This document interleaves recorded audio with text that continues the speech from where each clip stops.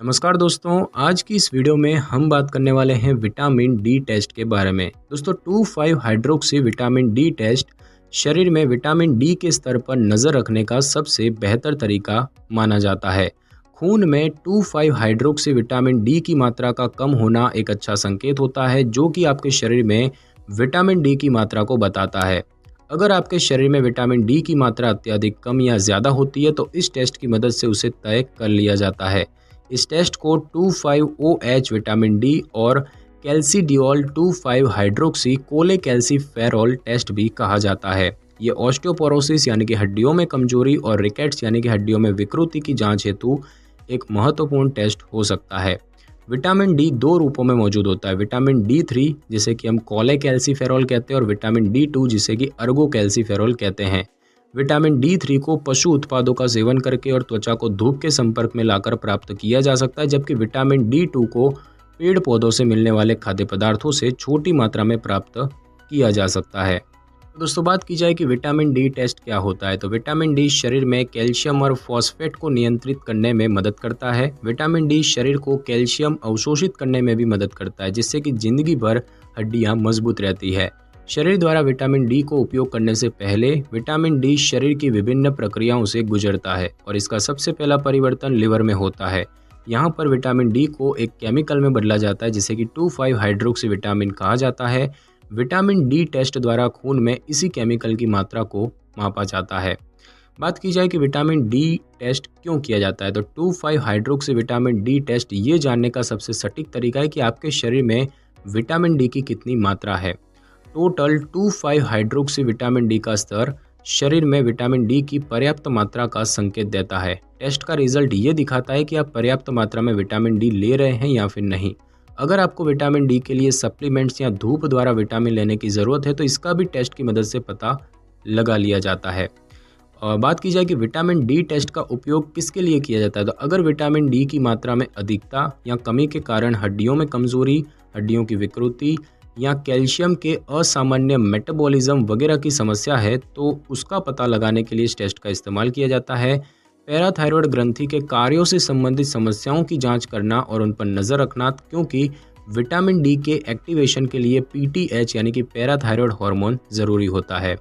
इस टेस्ट का इस्तेमाल उन लोगों पर नज़र रखने के लिए भी किया जाता है जिसमें कि विटामिन डी की कमी होने के काफ़ी अधिक जोखिम है। उन लोगों की हेल्थ स्थिति पर नज़र रखने के लिए जो कि वसा को अवशोषित करने से जुड़ी बीमारियों से ग्रसित हैं, जैसे कि सिस्टिक फाइब्रोसिस और क्रॉन रोग, क्योंकि विटामिन डी वसा के साथ घुलनशील विटामिन होता है और इसे वसा की तरह आंतों से अवशोषित किया जाता है।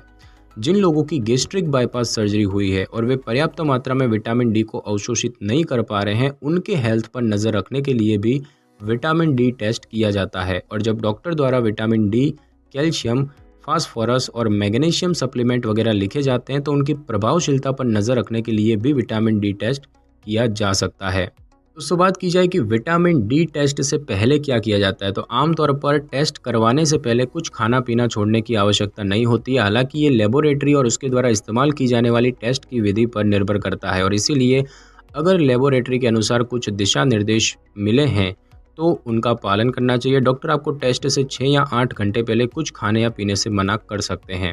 बात की जाए कि विटामिन डी टेस्ट के दौरान क्या किया जाता है, ये कैसे होता है, तो इस टेस्ट के लिए मरीज़ की बाजू से नर्स या डॉक्टर द्वारा खून का सैंपल लिया जाता है और इस टेस्ट की प्रक्रिया में सबसे पहले मरीज की बाजू के ऊपरी हिस्से पर बैंड या पट्टी लपेटकर बांध दी जाती है, जिससे कि नसों में खून का बहाव रुक जाता है और वे खून से भरकर स्पष्ट दिखने लग जाती है।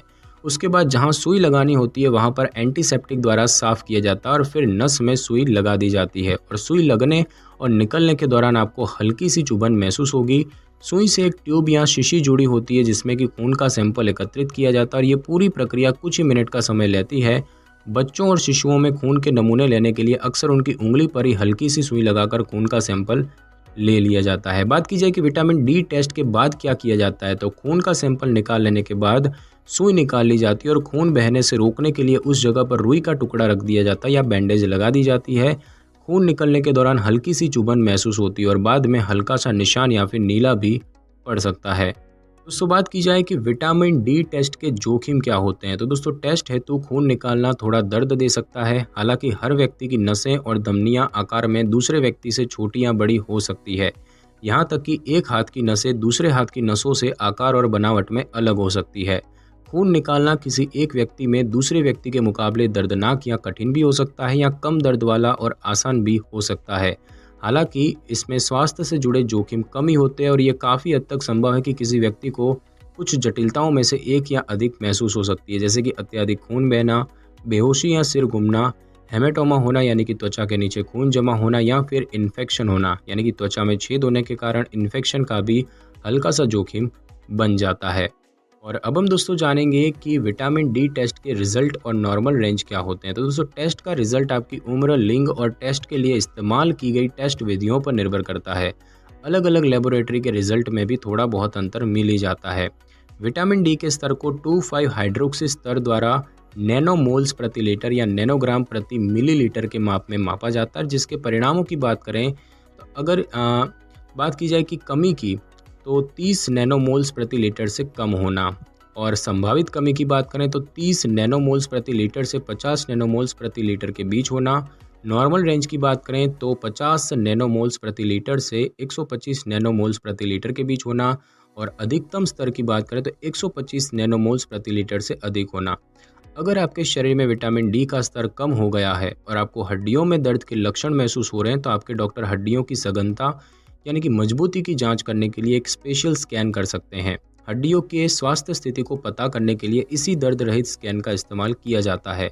खून में 2,5 हाइड्रोक्सी विटामिन डी की कमी होने के कुछ और भी कारण हो सकते हैं, जैसे कि आप पर्याप्त और संतुलित भोजन नहीं खा रहे हैं जिसमें कि विटामिन डी हो, आपकी आंतें विटामिन डी को पूरी तरह से अवशोषित नहीं कर पा रही है, सूरज से विटामिन डी प्राप्त करने के लिए आप बाहर पर्याप्त समय नहीं बिता रहे हैं, लिवर के रोग और किडनी के रोग, कुछ प्रकार की दवाएं लेना जिनमें कि फेनाइटोइन, फिनोबार्बिटोल और रिफाम्पिन शामिल है।